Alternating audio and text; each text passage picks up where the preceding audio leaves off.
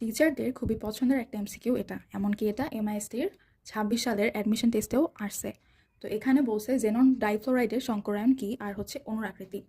এখন আমরা সংকরায়নের একটা টিপিক্যাল সূত্র জানি যে হাফ ইন্টু কেন্দ্রীয় মৌলের সর্বশেষ কক্ষপথের ইলেকট্রন সংখ্যা প্লাস একযোজী মূলকের সংখ্যা মাইনাস ক্যাটায়নের চার্জ প্লাস অ্যানায়নের চার্জ।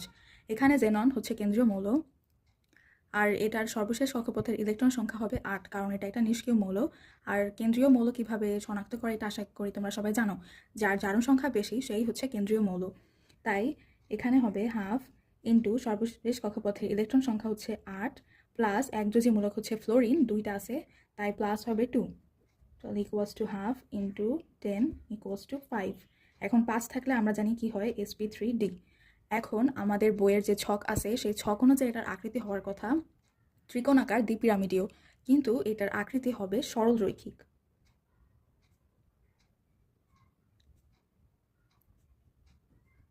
আশা করি তোমরা বুঝতে পারছো।